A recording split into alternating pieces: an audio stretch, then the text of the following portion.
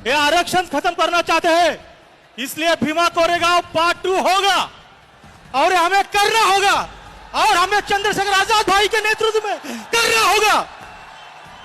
उनको पता नहीं, उनका बाप आया है, आरक्षण खत्म नहीं कर सकते। जो फसादात के शोलों को हवा देते हैं, जो फसादात के शोलों को हवा देते हैं, ऐसे हाथों में हुकूमत नहीं देखी जाती। और मुल्क खतरे में अगर हो तो उठा लो तलवार, ऐसे मौकों पर शराफत नहीं देखी जाती कि जुल्म और जबरी की पहचान मिटाकर रख दें, जुल्म और जबरी की पहचान मिटाकर रख दें। अब भी हम चाहें तो कोहराम मचाकर रख दें और खुश्क तिनकों की तरह बिखरे हुए हैं हम लोग, एक हो जाएं तो दुनिया को हिलाकर रख दें।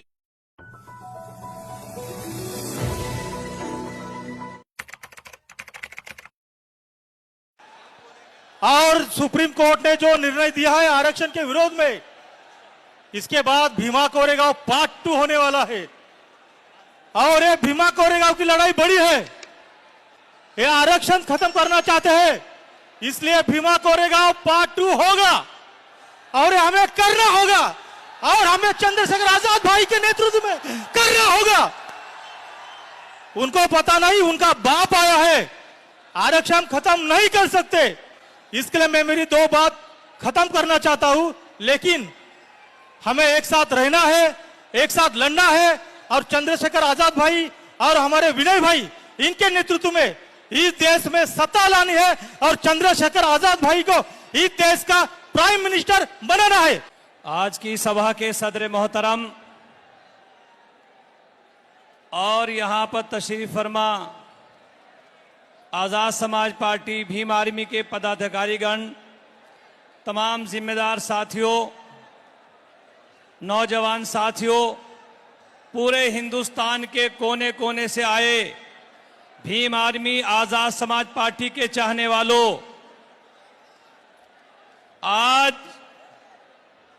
इतनी भारी तादाद में आपने इंदिरा गांधी स्टेडियम के अंदर जमा होकर ये साबित कर दिया है कि अगर ये सरकार हमारे खिलाफ कोई भी बिल लाएगी तो हम इस सरकार को उखाड़ फेंकेंगे। दोस्तों, मैं ये बताना चाहता हूं कि हिंदुस्तान में जिन लोगों पर जुल्म हो रहे हैं वो किसी भी समाज के हों, खासकर दलित और मुस्लिम जिन पर जुल्म हो रहे हैं, अगर ये कौमें एक जगह हो जाती हैं तो बड़े से बड़े जालिम का मुकाबला करके हम उसकी कुर्सी को हिलाने का दम रखते हैं। दोस्तों, किसी शायर ने शायद तुम्हारे और हमारे लिए कहा था कि जिस दिन हम एक हो गए, उस शायर ने शेर कहा था कि जुल्म और जबरी की पहचान मिटाकर रख दें, जुल्म और जबरी की पहचान मिटाकर रख दें। अब भी हम चाहें तो कोहराम मचाकर रख दें और खुश्क तिनकों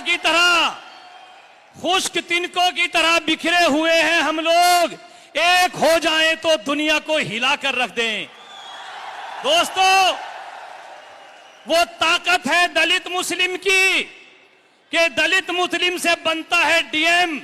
एक डीएम जिस तरीके से अपने जिले का मालिक होता है, इसी तरीके से अगर दलित मुस्लिम इकट्ठा हो जाता है तो पूरे हिंदुस्तान के अंदर तुम्हारी सरकार होगी। एक होने की जरूरत है मेरे दोस्तों।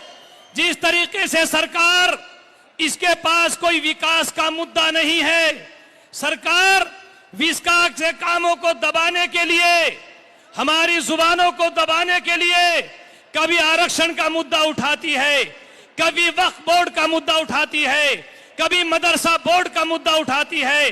सरकार ये चाहती है कि हिंदुस्तान की आवाम इन मसाइल में उलझी रहे और हमारी हुकूमत पर कोई ध्यान न दे, हम कोई विकास करें ना करें। लेकिन दोस्तों, एक शेर कहकर अपनी बात खत्म कर रहा हूं और उसी शेर से एक मैसेज देना चाहता हूं। इंदिरा गांधी स्टेडियम से कि जो फसादात के शोलों को हवा देते हैं, जो फसादात के शोलों को हवा देते हैं, ऐसे हाथों में हुकूमत नहीं देखी जाती।